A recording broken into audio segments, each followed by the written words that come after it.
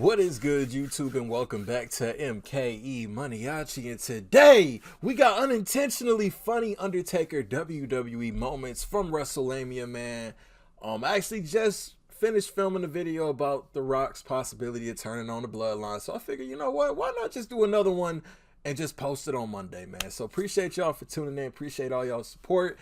And we got the Undertaker, man. One of the most, serious characters, man. You can't crack with the Undertaker. This is a one of one anomaly, man. Listen, but we gonna check out 10 funny moments. Let's get it. Intentionally funny Undertaker moments in WWE. Number 10, Mini Undertaker. When The Undertaker reverted to his dead man persona in 2004, any comedic elements of the character were virtually abolished. However, there was one segment which was comedic in nature, and it could have impacted the credibility of the dead man's persona. During The Undertaker's WWE title feud with JBL, JBL would call out the dead man only for a mini version of The Undertaker to surface. This comedic segment turned serious when the real Undertaker appeared to save the day. In a bizarre yet comical moment, the mini version of The Undertaker decided to perform The Undertaker's signature pose alongside the real Undertaker, and this hilariously led to the mini Undertaker receiving a chokeslam. Some fans online at the time were critical of the segment, as they believed that this version of The Undertaker being involved in comedy of any kind was detrimental, yet there was a portion of the fan base who believed that the segment to be harmless fun. Number 9. I mean, I thought that was pretty cool at the time. I was like 9-10 years old. I thought it was kind of funny, but yeah, let's give credit to JBL. JBL was a savage in 2004, man.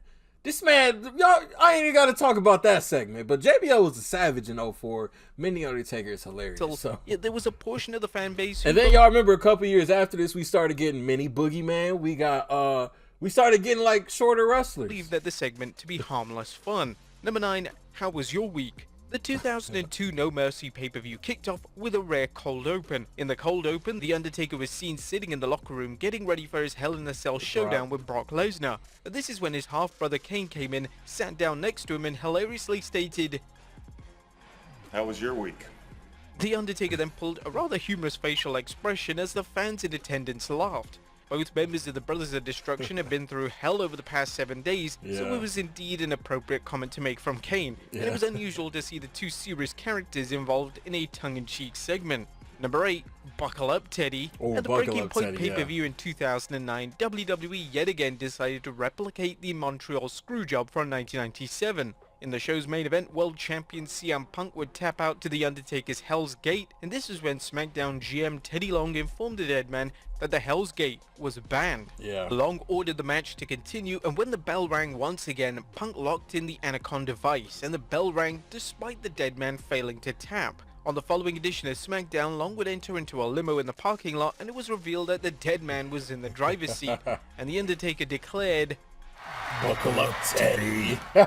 in one of the most unintentionally funny moments in SmackDown history. I loved what was I gonna say? I feel like at this time, the Undertaker, he just returned. Punk was world heavyweight champion.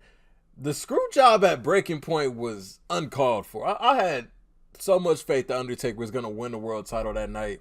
But I feel like when he did this, it reminded me so much of the whole Ministry of Darkness thing, man. It brought back a little nostalgia with that. In one of the most unintentionally funny moments in SmackDown history. It's unknown if the segment was supposed to be corny, yet it certainly wasn't helped that Long did the most laughable audible gasp in existence, and the Buckle Up Teddy segment is still often used for comedic memes. The storyline between the dead man and Long didn't really go anywhere meaningful. It was evident that they needed to keep the world title on Punk whilst keeping The Undertaker credible, and a poor and cheap replica of the Montreal Screwjob was the only way WWE could think of achieving this. I remember, what I do remember about this storyline, I've been watching wrestling a very long time. What I remember about this storyline, the referee, I think it was something that, it was like, I think Vince was in on this, right? Because it was like telling a ref, like, "Oh, you want your father to be inducted in the Hall of Fame, don't you? Like, you better make sure this, and this happen." I don't know, man. I just remember this was a really, '09 SmackDown, I feel like, was way better than '09 Raw. We can argue about it, but I think '09 SmackDown was way better than '09 Raw, man. And a poor and cheap replica of the Montreal Screwjob was the only way WWE could think of achieving this. Number 7, those damn pants. and it's believed that for the past 2 Uncalled decades that for. The Undertaker wore hideous snakeskin pants at the 2000 Survivor Series as his original planned gear was lost. The Undertaker at the aforementioned show would collide with Kurt Angle for the WWE title, and although this should have been a huge pay-per-view match, all fans could focus on was the Dead Man's revolting attire. On his 6 Feet Under podcast, the Dead Man went into detail as to why he decided to wear the pants at the pay-per-view, and The Undertaker discussed a conversation he had with the woman who made his ring gear. I remember going to her. I'm the American badass at this point. I go to her because she was like, hey, what do you want to do for Survivor Series? I said, I want to do the python skin pants. She looks at me deadpan. No, you don't. They'll be badass. Think about it. Snakeskin pants? Mark, no. Are you kidding me? I thought she would love the idea. You're too big, they will look ridiculous. No, this is going to be the absolute coolest look the American Badass has ever presented. No, Mark, it's not. No. The Undertaker continued by saying, she tried her hardest to talk me out of those pants, and I wouldn't hear it. Then I got to the day of it, I didn't have any backup. When I put them on and I looked, I was like, holy shit, you're the main event tonight against Kurt Angle, and you look like you have some pants that belong to the Godfather. The Taker would thankfully never wear the dreaded pants again on WWE TV. Number 6, The Undertaker's hood gets stuck. Yeah, not every corny moment is going to be a wrestler's fault, and this was the case when The Undertaker appeared at the Raw Special 1000 show in 2012. Taker would stand side by side with his half-brother Kane, and the duo would dispatch a number of lower card heels. The segment was entertaining, yet before the physicality ensued, the Dead Man suffered a huge attire malfunction. When The Undertaker went to flick his hood off during his entrance, his hood awkwardly remained stuck on his head. The Dead Man then looked completely ridiculous trying to get the hood off his head. The WWE Hall of Famer would reflect on the blunder during his appearance on Dallas Morning News. Our opponents make their entrance. Kane makes his entrance. I make my entrance. As I go to take my coat off, the coat folds. It basically gets stuck on my mitts, my MMA mitts. The more I tug to try get out of them, the tighter it gets, because the leather on this coat was really thick. I can't get out of this coat, right? It's Monday Night Raw. It's live TV. And the fact that it's live TV, you know, and Undertaker's been doing this a long time, but I feel like even in that moment, it probably felt like 20 minutes to him in that moment, trying to get that hood off. Number 5, motorcycle mishap. Vengeance I in remember 2003 was a stacked event, and it was also notable for being SmackDown's first ever brand exclusive offering. One of the top matches on the card was The Undertaker vs John Cena, and when the Dead Man was making his entrance using his trusted motorcycle, something went wrong, and this forced the Dead Man to improvise on the spot. In an awkward moment, The Undertaker's bike stalled, and it took The Undertaker a few seconds to gather himself together, and in the end, the Dead Man ultimately decided to take a leisurely stroll to the ring. Every wrestler would have looked corny in this exact moment, and The Undertaker handled it in the best manner imaginable. But do you see the look on Taker's face, though? Like, it just looked like determination. At this time, John Cena was the cocky little arrogant heel. So, yeah, Undertaker, yeah, I'm going in this. I'm about to whoop some ass. So we ain't got time for the bikes tonight. Nah. Number 4, The Undertaker makes Kane break character. In November of 2006, the Brothers of Destruction teamed up on SmackDown to take on the duo of MVP and Mr. Kennedy. At one point in the match, The Undertaker looked to follow up a snake eyes on Kennedy with a trademark big boot. But before he could finish his planned spot, Kane entered the action and delivered his own devastating big boot. The Dead Man looked at his younger brother to say, "What the hell?" And The Undertaker's facial expressions were so funny that Kane started to laugh in the middle of the match. Even Michael Cole and JBL on commentary found great humor in what they were watching, as both were struggling to keep it together, and JBL justified the comedic spot by claiming that both men were trying to outdo each other. Number 3. Let's like 06 SmackDown too, because at this time Cena was appearing on the show. We had King Booker, Brothers of Destruction was back, Batista came back. Come on, Blood man. does what? And for the most part during his legendary career, The Undertaker managed to deliver a promo without it creeping into the cringe territory. However, during a now infamous promo in 2001, the Dead Man left everyone confused and disgusted.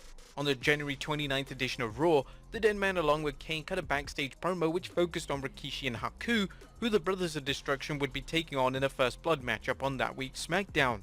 In the promo, The Undertaker would boldly declare that blood turns him on, and if that wasn't weird enough, the Dead Man would then state that making others bleed turns him on even more. A line was supposed to be serious rather than humorous, yet the delivery was so outlandish that it was hard to take the promo very seriously. Number 2, the Dead Man's hilarious laugh. The 2015 SummerSlam event was main evented by a WrestleMania 30 rematch between The Undertaker and Brock Lesnar. The match was 100 times better than the WrestleMania encounter, and the two would deliver a match that had great storytelling, compelling action, and moments that would later turn into memes. One of the most memorable moments in the match saw Brock Lesnar sitting up and begin to laugh at the dead man. The Undertaker then performed his signature sit-up and he imitated Lesnar's laugh. Was it corny? Absolutely. But it was amazing to see the dead man let himself go in this manner and show a side to him that was rarely ever presented in WWE. Yo, I loved that laugh from the Undertaker, man. Because, you know, you got to think about the history between Taker and Brock. Besides WrestleMania 30, these two go back to 2002 when Brock was just a rookie. So I feel like they had so much chemistry in this match, and it sucks that it's gonna be erased from, you know, all the memories of WWE. But, you know, this is something we could always just go back and laugh at, man. Honestly. Go in this manner and show a side to him that was rarely ever presented in WWE.